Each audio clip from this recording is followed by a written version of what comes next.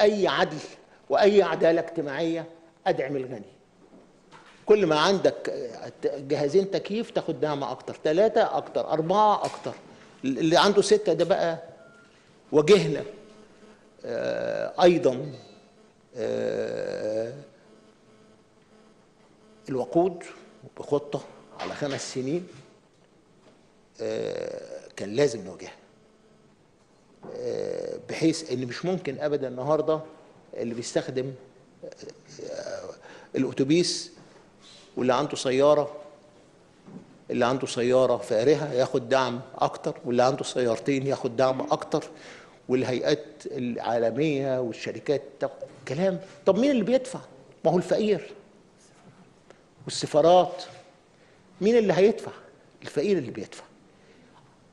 طب ازاي احمي الفقير؟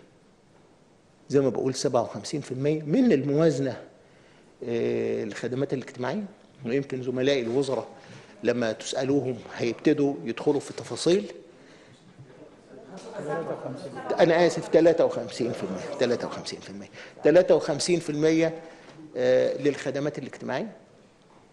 واي خدمات اجتماعيه؟ ده احنا كمان خدمات اجتماعيه حقيقيه، لان الموضوع مثلا لما بتتكلم على التامين الصحي والمستشفيات، لا ده اصلاح. انتوا يمكن شفتوا مستشفى الزهراء، بعد شهر ان شاء الله هتشوفوه، وغيرها وغيرها. ودي اشارات، ودي يعني احنا هنشتغل لاخر دقيقه باذن الله. لكن انا بقول لكم الموضوع احنا مش على فكره، يعني هي جزء كبير جدا من الاصلاح هيبقى اصلاح اداري، لان اداره المنظومه نفسها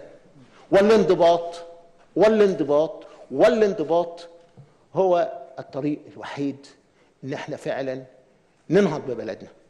يبقى اذا اداره المنظومه الاقتصاديه، انضباط بمعنى كلمه انضباط في الشارع وفي العمل، ثقافه العمل، ان العمل مش اختيار طالما انت قبلت العمل، وربط الاجر بالانتاج، وضرب الفساد في مقتل وفي كل وقت. هو ده الطريق اللي احنا شفناه في هذه الحكومه، واللي احنا حطينا فيه اسس النجاح. انا الحقيقه مش عايز اطيل اليكم، لان انا اعلم تماما ان هناك الكثير من الاسئله، ولكن انا قلت ملامح الموازنه اللي هي بتراعي فعلا ان ما بقاش بقى في وقت لان احنا نجامل حد،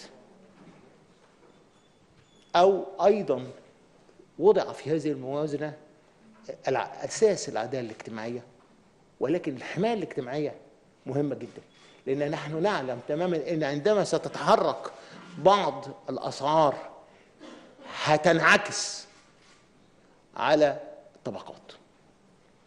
وما هي طرق الحمايه الاجتماعيه؟ وما هي شبكه الضمان الاجتماعي؟